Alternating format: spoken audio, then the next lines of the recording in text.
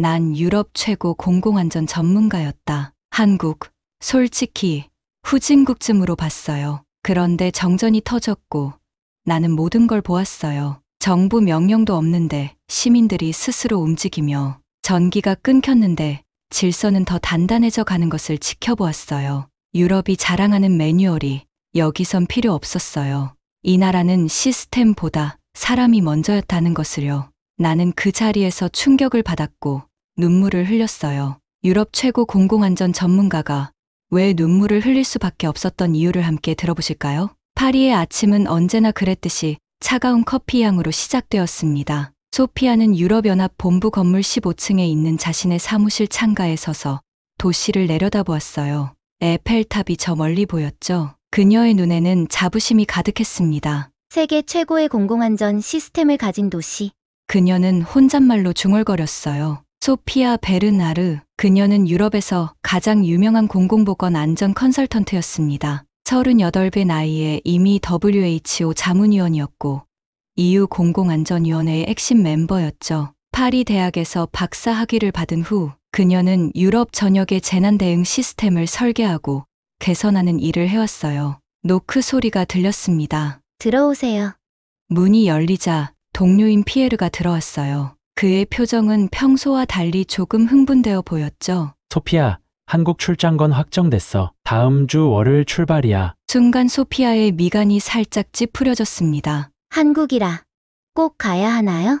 그녀의 목소리에는 거부감이 묻어났어요. 피에르는 어깨를 으쓱했죠. 서울시에서 초청한 거잖아. 스마트시티 공공안전 시스템 컨퍼런스라던데 우리 시스템을 배우고 싶다나 봐. 소피아는 코웃음을 쳤습니다. 또 그런 거군요. 아시아 국가들은 항상 그래요. 우리 것을 베끼려고만 하죠. 그때 회의실에서 다른 동료들이 합류했어요. 스웨덴에서 온 잉그리드도 있었죠. 한국 출장 얘기 들었어? 잉그리드가 물었습니다. 나도 같이 가게 됐어. 소피아는 의자에 기대앉으며 말했어요. 솔직히 시간 낭비 같아요. 우리가 거기서 배울 게 뭐가 있겠어요? 기껏해야 우리 시스템을 어떻게 복사할지 물어보겠죠. 피에르가 웃으며 동의했습니다. 맞아. 지난번 중국 출장 때도 그랬잖아. 질문만 잔뜩 하고 정작 자기들은 아무것도 보여주지 않았어. 소피아의 목소리가 더욱 날카로워졌어요. 유럽은 수백 년의 역사를 통해 이런 시스템을 만들어 왔어요. 민주주의, 시민사회, 공공안전. 이 모든 게 우리가 만든 거잖아요. 아시아가 그걸 하루아침에 따라잡을 수 있을까요? 그녀의 말에는 확신이 가득했습니다. 잉그리드가 고개를 끄덕였어요. 그래도 예의상 가야지. 어차피 일주일이면 끝나잖아. 회의가 끝난 후 소피아는 다시 혼자가 되었습니다. 책상 위에는 한국 관련 자료가 쌓여 있었어요. 그녀는 마지못해 첫 페이지를 펼쳤죠. 인구 5천만, GDP 세계 10위권. 숫자들이 눈에 들어왔지만 그녀의 마음은 움직이지 않았습니다. 숫자가 전부는 아니지.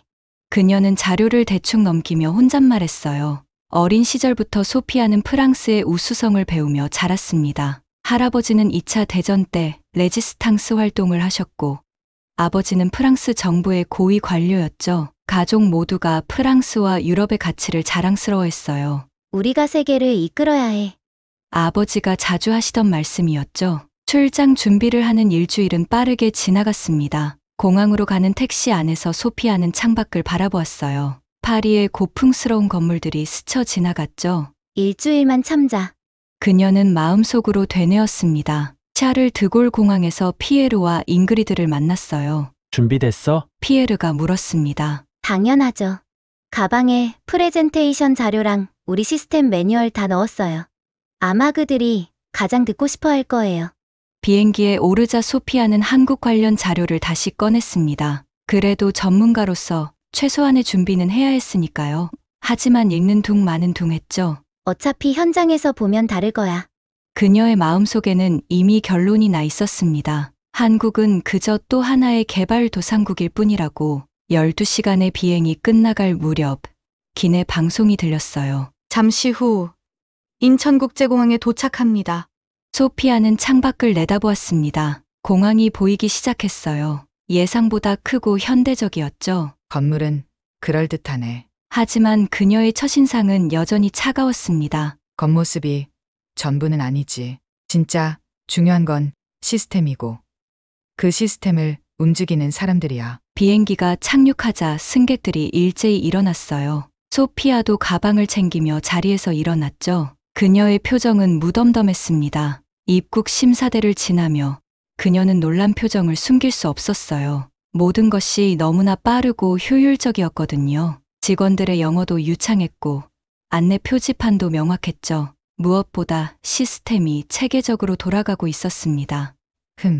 나쁘지 않네. 그녀는 마지못해 인정했어요. 하지만 곧 고개를 저었죠. 공항은 나라의 얼굴이니까 여기에 특별히 신경 쓴 거겠지. 수화물을 찾고 나오자 서울시 직원이 기다리고 있었습니다. 소피아 베르나르 박사님이시죠? 환영합니다. 젊은 여성 직원의 영어는 완벽했어요. 소피아는 형식적인 미소를 지었습니다. 감사합니다. 공항에서 호텔로 가는 길, 소피아는 차창 밖을 바라보았어요. 서울의 스카이라인이 눈에 들어왔죠. 높은 빌딩들, 넓은 도로, 잘 정비된 인프라. 하드웨어는 괜찮군. 그녀는 속으로 생각했어요. 하지만 진짜는 소프트웨어야. 위기가 닥쳤을 때 이 시스템이 어떻게 작동하는지, 사람들이 어떻게 반응하는지가 중요하지. 호텔에 도착하자 피에르가 말했습니다. 생각보다 괜찮은데 소피아는 어깨를 으쓱했어요. 겉모습에 속지 마요. 우리가 여기 온 이유를 잊지 말자고요. 그들에게 진짜 공공안전 시스템이 뭔지 보여주러 온 거예요. 그녀의 목소리에는 여전히 우월감이 가득했습니다. 호텔 방에 짐을 풀며 소피아는 다시 한번 다짐했어요. 일주일이야. 그들이 원하는 걸 보여주고 예의상 그들 것도 봐주고 그리고 파리로 돌아가는 거야. 창밖으로 서울의 야경이 반짝이고 있었습니다. 아름다웠지만 소피아의 마음을 움직이기에는 부족했죠. 그녀는 아직 몰랐습니다. 며칠 후, 이 도시가 그녀의 모든 편견을 산산조각 낼 것이라는 걸, 그리고 그녀가 평생 믿어왔던 모든 것들이 흔들리게 될 것이라는 걸 말이죠. 컨퍼런스 첫날 아침이 밝았습니다. 소피아는 정장을 차려입고 거울 앞에 섰어요. 완벽했죠. 파리에서 가져온 명품 정장은 그녀의 권위를 더욱 돋보이게 했습니다. 오늘은 그들에게 진짜를 보여줄 시간이야. 그녀는 자신감 넘치는 미소를 지었어요. 서울시청으로 향하는 차 안에서 피에르가 말했습니다. 어제 자료 좀 더 봤는데 한국이 스마트시티에 꽤 투자했더라고. 소피아는 콧방귀를 뀌었어요. 투자와 성과는 다른 거예요. 돈만 쏟아부으면 뭐해요? 제대로 된 철학과 경험이 없으면 소용없죠. 서울시청에 도착하자 현대적인 건물이 눈에 들어왔습니다. 하지만 소피아의 시선은 차가웠어요. 안내를 받아 들어간 스마트시티 통합관제센터. 순간 소피아의 눈이 커졌습니다. 거대한 스크린들이 벽면을 가득 채우고 있었어요. 실시간으로 서울 전역의 교통, 전력, 수도, 치안 상황이 표시되고 있었죠. 인상적이네요. 그녀가 마지못해 인정했습니다. 하지만 곧 표정을 굳혔어요. 하지만 이런 건 돈만 있으면 누구나 만들 수 있어요. 진짜 중요한 건 위기 상황에서 이게 제대로 작동하느냐죠. 한국 측 담당자가 시스템을 설명하기 시작했습니다. 저희는 AI를 활용해 각종 위험을 사전에 감지하고 소피아는 팔짱을 끼고 들었어요. 가끔 고개를 끄덕이긴 했지만 눈빛은 여전히 의심으로 가득했죠. 설명이 끝나자 그녀가 날카로운 질문을 던졌습니다. 만약 시스템 자체가 공격받으면 어떻게 하죠? 백업 플랜은요? 담당자가 당황하며 대답했어요. 물론 다중 백업 시스템이 있습니다만 있습니다만.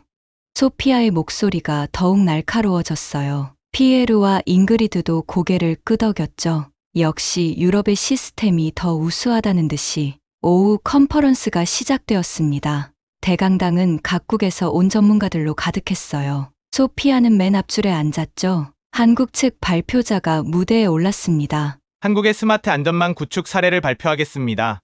소피아는 노트북을 켜고 비판할 점들을 메모할 준비를 했어요. 발표가 진행될수록 그녀의 메모는 늘어났죠. 이론적이다. 실전 경험 부족. 유럽 모델의 아류작. 쉬는 시간에 잉그리드가 다가왔습니다. 어때? 예상대로야? 소피아가 한숨을 쉬었어요. 더 실망스러워요.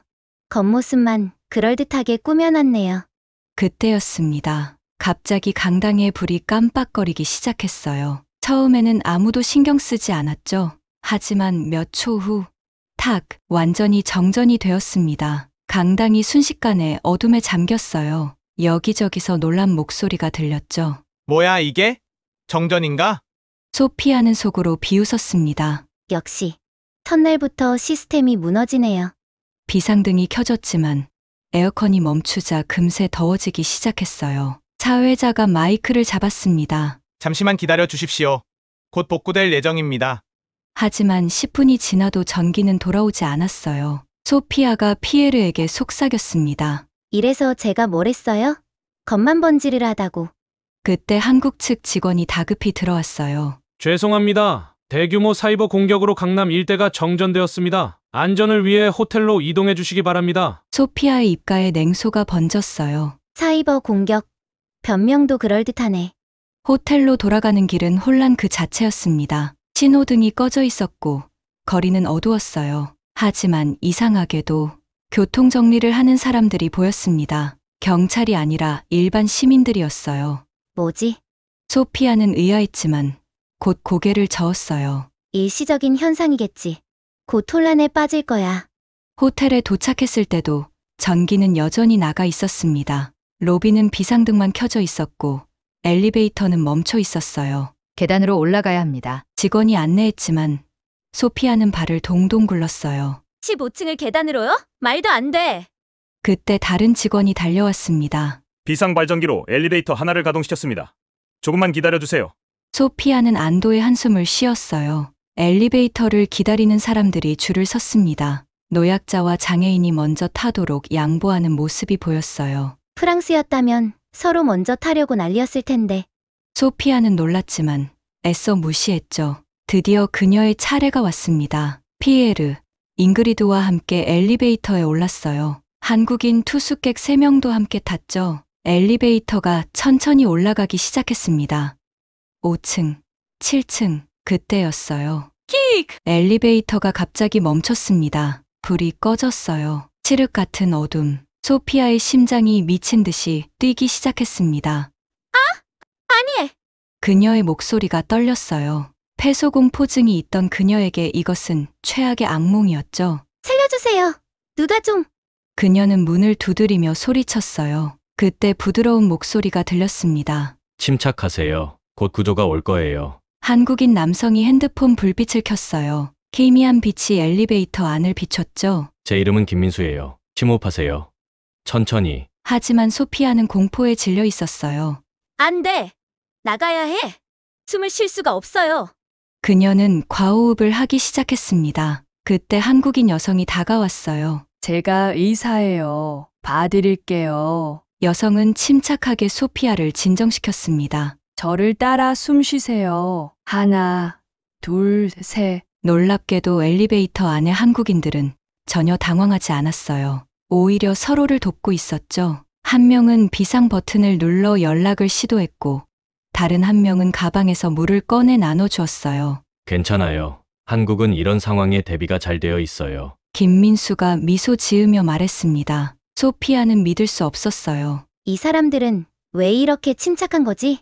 15분이 지났습니다. 프랑스에서라면 모두가 공포에 질려 아우성쳤을 시간이었죠. 하지만 여기서는 달랐어요. 한국인들은 차분히 대화를 나누고 있었습니다. 곧 추석인데 고향 가세요? 네. 부산에 계신 부모님 뵈러요. 일상적인 대화가 오가는 게 신기했어요. 마치 엘리베이터에 갇힌 게 대수롭지 않은 일인 것처럼 소피아는 조금씩 진정되기 시작했습니다. 의사인 여성이 계속 그녀 곁에서 돌봐주고 있었어요. 이름이 뭐예요? 소피아예요. 소피아 씨 파리에서 오셨다고요? 전 파리 유학했었어요. 여성의 따뜻한 목소리에 소피아는 눈물이 났어요. 공포와 감동이 뒤섞인 눈물이었죠. 그때 엘리베이터가 움직이기 시작했습니다. 아, 움직여요. 모두가 안도의 한숨을 쉬었어요. 하지만 여전히 차분했죠. 문이 열리자 구조대원들이 기다리고 있었습니다. 다친 분 있으세요? 한국인들은 소피아를 먼저 나가게 했어요. 외국인 손님이 많이 놀라셨어요. 먼저 봐주세요. 소피아는 엘리베이터를 나서며 다리가 후들거렸습니다. 하지만 그녀의 마음속에는 이상한 감정이 일었어요. 경멸과 우월감으로 가득했던 마음 한구석에 작은 균열이 생기기 시작했죠. 이 사람들은 뭔가 다르다. 하지만 그녀는 고개를 저었어요. 아니야. 우연이야. 그저 운이 좋았을 뿐이야. 방에 들어온 소피아는 침대에 털썩 주저앉았습니다. 창밖은 여전히 어두웠어요. 강남의 불빛이 사라진 서울. 하지만 이상하게도 혼란스럽지 않았습니다. 거리에는 촛불과 랜턴이 하나둘 켜지고 있었어요. 사람들이 서로를 돕는 모습이 보였죠. 소피아는 혼란스러웠습니다. 평생 믿어왔던 것들이 흔들리기 시작했으니까요. 내가 모르는 뭔가가 이 도시에 있는 것 같아. 그날 밤, 소피아는 커튼을 열었습니다. 여전히 정전이었어요. 하지만 거리는 살아있었습니다. 이게 뭐지? 그녀는 믿을 수 없는 광경을 보았어요. 아파트마다 비상계단에 LED, 랜턴이 줄지어 켜져 있었습니다. 마치 별빛처럼 건물을 밝히고 있었죠. 노크 소리가 들렸어요. 소피아, 나야. 피에르의 목소리였습니다. 문을 열자 그가 들어왔어요. 얼굴에는 당황한 표정이 가득했죠. 믿기지 않아. 시민들이 알아서 움직이고 있어. 무슨 말이에요? 소피아가 물었습니다. 로비에 내려가 봐. 직접 봐야 믿을 거야. 두 사람은 계단으로 내려갔어요. 계단마다 랜턴이 놓여 있었습니다. 누군가 일정한 간격으로 배치해 둔 것이었죠. 누가 이런 걸. 로비에 도착하자 놀라운 광경이 펼쳐졌습니다. 젊은 남성이 노트북 여러 대를 펼쳐놓고 뭔가 작업을 하고 있었어요. 주변에는 사람들이 모여 있었죠. 뭐 하는 거예요? 소피아가 영어로 물었습니다. 남성이 고개를 들었어요. 25쯤 되어 보였죠. 아, 외국분이시군요. 저는 박진우라고 해요. IT 개발자예요. 그는 친절하게 설명했습니다. 지금 임시 통신망을 만들고 있어요. 와이파이 공유기들을 연결해서 메시 네트워크를 구축하는 거죠. 소피아는 눈이 휘둥그레졌어요. 혼자서요? 아니에요. SNS로 모집했더니 개발자들이 많이 왔어요. 지금 강남 전역에서 작업 중이에요. 순간 소피아의 머릿속이 하얘졌습니다. 프랑스에서는 상상도 못할 일이었어요. 정부의 지시 없이 시민들이 알아서 통신망을 구축한다니. 정부 허가는 받았나요? 진우가 웃었어요. 비상시에는 먼저 행동하고 나중에 보고해요. 한국은 그게 가능한 나라거든요. 그때 중년 여성이 큰 통을 들고 들어왔습니다. 따뜻한 차 드세요. 그녀는 종이컵에 차를 따라 나눠주기 시작했어요. 1층 카페 사장이에요. 진우가 설명했습니다. 발전기로 커피 머신 돌려서 음료 만들어 주시는 거예요. 무료로요. 소피아는 차를 받아들며 손이 떨렸어요. 뜨거운 차가 아니라 그 마음이 뜨거워서였죠. 감사합니다. 그녀가 어색하게 한국말로 인사했어요. 카페 사장이 환하게 웃었습니다. 어려울 때 서로 돕는 거죠? 밖으로 나가보니 더 놀라운 일들이 벌어지고 있었어요. 큰 발전기를 가진 시민이 충전하실 분이라고 외치고 있었습니다. 사람들이 줄을 서서 핸드폰을 충전하고 있었죠. 돈은 안 받아요? 소피아가 물었습니다. 당연하죠. 이런 상황에서 돈을 받으면 사람이 아니죠. 발전기 주인의 대답이었어요. 그때 급한 목소리가 들렸습니다. 도와주세요. 우리 아버지가 산소호흡기를 쓰시는데. 젊은 여성이 울먹이고 있었어요. 순간 주변 사람들이 우르르 모였습니다. 몇 층이에요? 발전기 있는 분. 제 차 배터리라도 쓰세요. 너도 나도 도우려고 나섰어요. 소피아는 가슴이 먹먹해졌습니다. 이게 진짜 시민의 힘이구나. 1시간 후 그녀는 피에르, 잉그리드와 함께 거리를 걸었어요. 곳곳에서 놀라운 일들이 일어나고 있었습니다. 대학생들이 모여 노약자 가정을 방문하고 있었어요. 할머니, 괜찮으세요? 물이나 음식 필요하신 거 없어요? 편의점 주인은 정전으로 상하기 쉬운 식품들을 나눠주고 있었고요. 어차피 버릴 거 필요하신 분들 가져가세요. 소피아는 발걸음을 멈췄어요. 이해가 안 돼요. 그녀가 중얼거렸습니다. 뭐가요? 잉그리드가 물었어요. 왜 이렇게 하는 거죠? 정부도 시키지 않았는데. 보상도 없는데. 그때 안전요원으로 보이는 한국인 남성이 그들의 대화를 들었나 봅니다. 영어로 말을 걸어왔어요. 안녕하세요. 지금 이 상황 때문에 많이 놀라셨을 겁니다. 소피아가 고개를 끄덕였습니다. 남성이 부드럽게 웃었어요. 조금 있으면 모든 상황이 전부 정리될 겁니다. 너무 걱정 마시길 바랍니다. 어떻게 걱정이 안 될 수 있나요? 한국은 여러 번 큰 위기를 겪었어요. IMF 때부터 시작해서 세월호, 코로나 등 그때마다 깨달았죠. 서로 돕지 않으면 살아남을 수 없다는 걸. 그는 잠시 말을 멈췄다가 이어갔어요. 우리는 그걸 정이라고 불러요. 설명하기 어려운 한국적인 감정이죠. 소피아의 눈가가 촉촉해졌습니다. 그녀는 평생 시스템과 매뉴얼만 믿어왔어요. 하지만 지금 눈앞에서 벌어지는 일은 그 어떤 시스템보다 강력했습니다. 저기 좀 보세요. 피에르가 가리킨 곳을 보니 놀라운 장면이 펼쳐지고 있었어요. SNS 실시간 방송이었습니다. 한 청년이 스마트폰으로 방송을 하고 있었죠. 강남역 3번 출구 쪽에 정전으로 갇힌 분들이 있대요. 도울 분들 와주세요. 댓글이 실시간으로 올라왔어요. 지금 가요. 발전기 들고 갑니다. 의료진입니다. 출발했어요. 순식간에 자원봉사자들이 모이는 게 보였습니다. 소피아는 충격을 받았어요. 중앙 통제 없이도 이렇게 빠르게 대응할 수 있다니? 진우가 다시 나타났습니다. 임시 와이파이 연결됐어요. 비밀번호는 서울 2024예요. 사람들이 환호했어요. 대단해.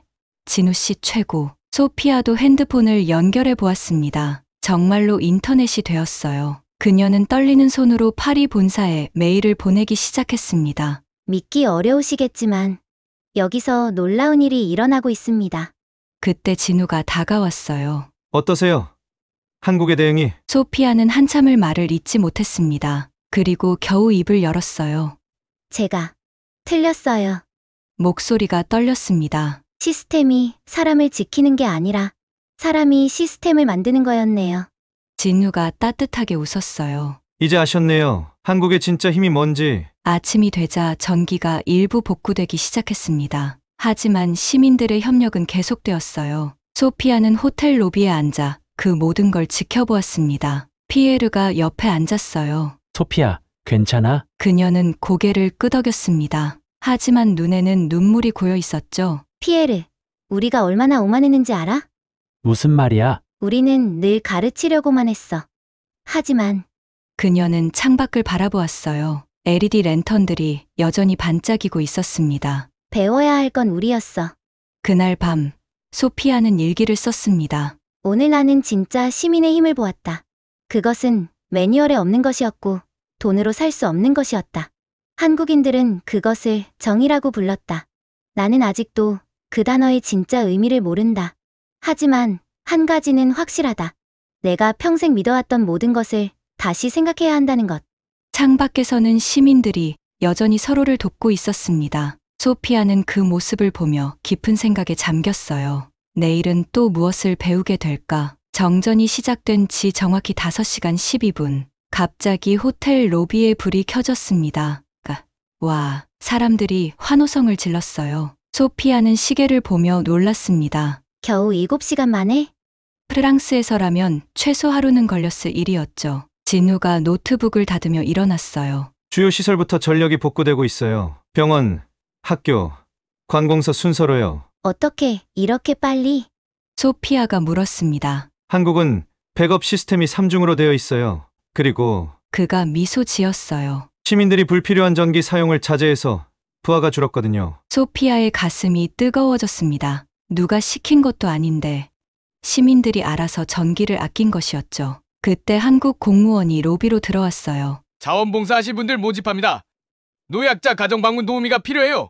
소피아는 자신도 모르게 손을 들었습니다. 저도 할게요.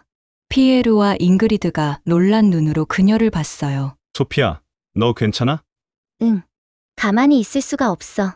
30분 후 소피아는 자원봉사자들과 함께 아파트를 돌고 있었습니다. 파란 조끼를 입은 공무원이 설명했어요. 이 지역에는 혼자 사는 어르신들이 많아요. 정전으로 많이 불안해하실 거예요. 첫 번째 집. 초인종이 작동하지 않아 문을 두드렸습니다. 할머니, 구청에서 왔어요. 문이 열리자 팔순쯤 되어 보이는 할머니가 나왔어요. 아이고, 이 난리에. 공무원이 할머니 손을 잡았습니다. 괜찮으세요? 필요한 거 있으세요? 할머니의 눈에 눈물이 고였어요. 아니야, 괜찮아. 이렇게 와줘서 고맙구나. 소피아는 가슴이 먹먹해졌습니다. 공무원의 모습에서 진정한 공복의 의미를 봤으니까요. 다음 집, 또 다음 집. 그들은 계속 방문했습니다. 한 집에서는 당뇨 환자인 할아버지의 인슐린 보관을 위해 얼음을 가져다 드렸고, 다른 집에서는 손전등 배터리를 교체해 드렸어요. 소피아도 열심히 도왔습니다. 서툰 한국말로 괜찮아요? 도와드릴게요를 반복했죠. 그때 공무원이 그녀에게 말했어요. 외국분이신데 이렇게 도와주셔서 감사해요. 소피아가 고개를 저었습니다. 아니에요. 제가 배우고 있어요. 뭘 배우세요? 공무원이 궁금해했어요. 소피아는 잠시 생각하다가 말했습니다. 진짜 공공 서비스가 뭔지요? 그녀의 머릿속에 2019년 여름이 떠올랐어요. 프랑스 대정전 사태, 그때를 생각하면 아직도 아찔했죠. 40도가 넘는 폭염에 전기가 끊겼고 정부는 우왕좌왕했습니다. 시민들은 정부를 비난했고 공무원들은 책임을 서로에게 떠넘겼어요. 노약자 수십 명이 열사병으로 목숨을 잃었죠. 그때 소피아는 어디 있었나요? 시원한 호텔에서 보고서를 쓰고 있었습니다. 시스템의 문제점 분석이라는 제목으로. 하지만 현장에 나가지는 않았어요. 그게 자신의 일이 아니라고 생각했으니까. 여기에요. 공무원의 목소리에 소피아는 현실로 돌아왔습니다. 마지막 집이었어요. 문을 여니 10살쯤 된 여자아이가 나왔습니다. 엄마가 아파요. 들어가 보니 젊은 여성이 침대에 누워 있었어요. 이마가 뜨거웠습니다. 병원에 가야 해요. 공무원이 즉시 전화를 걸었어요. 구급차가 금방 올 거예요. 아이가 울음을 터뜨렸습니다. 엄마가 죽으면 어떡해요? 소피아는 아이를 꼭 안아주었어요. 괜찮아. 엄마는 나을 거야. 프랑스어로 자장가를 불러주었죠. 아이는 울음을 그치고 소피아에게 기댔습니다. 10분 후 구급차가 도착했어요. 구급대원들이 환자를 옮기는 동안 소피아는 계속 아이의 손을 잡고 있었습니다. 이모도 같이 가요. 아이가 애원했어요. 소피아는 공무원을 봤습니다. 가세요. 저희가 마무리할게요. 구급차를 타고 병원으로 가는 길, 아이가 소피아의 손을 꼭 잡고 있었어요. 이모는 천사예요? 소피아의 눈에 눈물이 맺혔습니다. 아니야. 이모는 그냥 오늘 많이 배운 사람이야. 병원은 자가 발전으로 환하게 불이 켜져 있었어요. 의료진이 신속하게 환자를 받았습니다. 고열과 탈수예요. 금방 나으실 거예요. 아이의 얼굴에 안도가 번졌어요. 소피아는 아이가 엄마 곁에서 잠들 때까지 기다렸습니다. 병원을 나오니 해가 지고 있었어요. 거리에는 가로등이 하나둘 켜지기 시작했죠. 전력이 거의 복구된 것이었습니다. 하지만 시민들의 협력은 계속되고 있었어요. 수고하셨어요. 지나가는 사람들이 공무원에게 인사했습니다. 공무원도 환하게 웃으며 답했어요. 소피아가 물었습니다. 힘들지 않으세요? 힘들죠. 하지만 공무원이 미소 지었어요. 시민을 위해 일하는 게 공무원의 본분이잖아요. 그 순간 소피아의 마음속에서 뭔가가 툭 하고 끊어졌습니다. 평생 쌓아온 편견의 벽이었죠. 저 질문이 있어요. 네. 한국은 어떻게 이렇게 됐어요? 시스템도 좋고 사람들도. 공무원이 잠시 생각하더니 대답했어요. 글쎄요. 어려움을 많이 겪어서일까요? 전쟁, IMF, 재난들, 그때마다 깨달았죠. 시스템은 시민을 위한 거고 시민 없는 시스템은 무의미하다는 걸. 소피아는 고개를 깊이 숙였습니다. 호텔로 돌아오는 길, 그녀는 핸드폰으로 프랑스 뉴스를 검색했어요. 2019년 대정전 사태 기사들이 나왔습니다. 정부 대응 실패로 사망자 속출, 시민들의 분노, 대규모 시위, 서로 책임 떠넘기는 정치인들. 소피아는 핸드폰을 내려놓았어요. 창밖으로 서울의 야경이 다시 빛나고 있었습니다. 5시간의 정전. 하지만 그 5시간이 보여준 것은 너무나 컸어요. 우리가 틀렸다. 그녀는 인정할 수밖에 없었습니다. 기술과 시스템만으로는 부족했어요. 진짜 필요한 건 서로를 믿고 돕는 마음. 한국이 가진 그 특별한 무언가였죠. 호텔 로비에 도착하니 피에로와 잉그리드가 기다리고 있었어요. 소피아, 어디 있었어? 걱정했잖아. 소피아는 그들을 보며 말했습니다. 피에르, 잉그리드. 우리가 보고서를 다시 써야 해요. 무슨 소리야? 한국에서 배운 걸 유럽에 전해야 해요. 진짜 공공안전이 뭔지. 두 사람은 놀란 표정으로 그녀를 봤어요. 하지만 소피아의 눈빛은 확고했습니다. 그날 밤, 그녀는 노트북을 열었어요. 새로운 보고서에 제목을 적었습니다. 인간 중심의 재난 대응 시스템. 한국에서 배운 교훈. 창밖에서는 서울의 불빛들이 평화롭게 빛나고 있었어요. 마치 아무 일도 없었던 것처럼. 인천공항으로 가는 아침. 소피아는 호텔 창밖을 마지막으로 바라보았습니다. 일주일, 짧은 시간이었지만 그녀의 인생을 바꾼 시간이었어요. 준비됐어? 피에르가 물었습니다. 소피아는 고개를 끄덕였어요. 하지만 눈빛은 일주일 전과 완전히 달랐죠. 공항으로 가는 차 안, 진우가 문자를 보냈습니다. 안녕히 가세요. 한국을 잊지 말아주세요. 소피아의 눈가가 촉촉해졌어요. 비행기가 이륙하자 그녀는 노트북을 꺼냈습니다. 한국에서 배운 교훈, 위기 대응의 새로운 패러다임, 제목을 적고 그녀는 쉴 새 없이 타이핑을 시작했어요. 옆자리에 잉그리드가 놀랐습니다. 소피아, 12시간 내내 쓸 거야? 응. 잊기 전에 다 기록해야 해. 소피아의 손가락이 키보드 위를 춤췄어요. 정전 상황, 시민들의 대응, 공무원의 헌신, 그리고 정의라는 특별한 감정, 모든 것을 세세하게 적었습니다. 파리에 도착했을 때 보고서는 50페이지가 넘었어요. 일주일 후 EU 공공안전위원회 회의실. 소피아는 깊게 숨을 들이쉬었습니다. 유럽 각국에서 온 고위 관료들이 그녀를 바라보고 있었어요. 오늘 저는 특별한 경험을 공유하려 합니다. 그녀의 목소리는 떨렸지만 확고했어요. 우리가 아시아의 작은 나라라고 무시했던 한국에서 저는 진정한 공공안전의 의미를 배웠습니다. 회의실이 술렁였어요. 독일 대표가 눈살을 찌푸렸습니다. 한국에서 뭘 배웠다는 거죠? 소피아는 프레젠테이션을 시작했어요. 정전 상황의 사진들, 시민들의 협력 장면, 통계 자료들, 7시간 만에 주요 시설 전력 복구, 사망자 0명, 약탈이나 폭동 연건. 프랑스 대표가 코웃음 쳤습니다. 운이 좋았을 뿐이에요. 아닙니다. 소피아의 목소리가 단호해졌어요. 이건 운이 아니라 시스템과 사람의 조화였습니다. 그녀는 2019년 프랑스 대정전 사태 자료를 보여줬어요. 우리는 3일이 걸렸고 47명이 사망했습니다. 왜일까요? 침묵이 흘렀습니다. 우리는 시스템만 믿었기 때문입니다. 시민을 믿지 않았어요. 영국 대표가 반박했습니다. 유럽 시민들은 다릅니다. 개인주의가 강하죠. 정말요? 소피아가 물었어요. 그럼 왜 우리는 자유, 평등, 박애를 외치나요? 박애는 어디 있죠? 그녀의 질문이 회의실을 무겁게 눌렀습니다. 발표가 끝나고 반응은 차가웠어요. 이상주의적이다. 문화가 다르다. 적용 불가능하다. 하지만 소피아는 포기하지 않았습니다. 그녀는 매일 같은 주장을 반복했어요. 동료들을 설득하고 자료를 보여주고 토론을 이어갔죠. 한 달이 지났을 때 작은 변화가 시작되었습니다. 네덜란드 대표가 찾아왔어요. 소피아, 당신 보고서를 다시 읽어봤어요. 흥미롭네요. 정말요?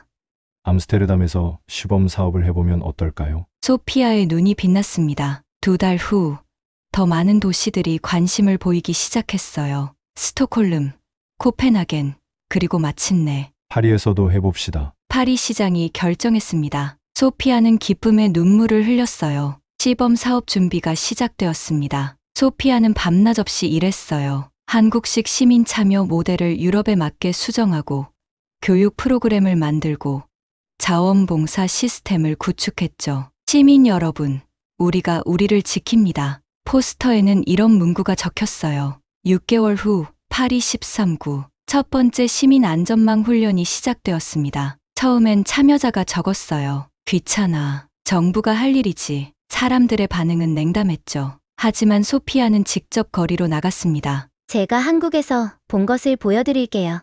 그녀는 열정적으로 설명했어요. 조금씩 사람들이 모이기 시작했습니다. 그러던 어느 날 파리에 실제로 정전이 발생했어요. 13구의 일부 지역이 어둠에 잠겼죠. 소피아는 긴장했습니다. 제발 우리가 배운 게 통하길. 놀랍게도 훈련받은 시민들이 움직이기 시작했어요. LED 랜턴 가진 분, 노약자 가정 확인, 임시 충전소 설치, 한국에서 본 것과 비슷한 일들이 벌어졌습니다. 완벽하지는 않았어요. 여전히 불평하는 사람들도 있었고 혼란도 있었죠. 하지만 확실히 달랐습니다. 이전과는 2시간 만에 질서가 잡혔고 9시간 만에 전력이 복구되었어요. 사망자는 없었습니다. 다음 날 프랑스 언론은 이를 대서특필했어요. 13구의 기적, 시민의 힘으로 극복한 정전, 한국 모델의 성공. 소피아의 사무실로 축하 인사가 쏟아졌습니다. 그때 특별한 편지가 하나 도착했어요. 한국에서 온 것이었죠. 떨리는 손으로 편지를 열었습니다. 소피아 씨께 저는 그날 엘리베이터에서 만난 의사 이정희입니다. 프랑스 뉴스를 보고 정말 기뻤어요. 당신이 한국에서 배운 것을 유럽에 전하고 있다니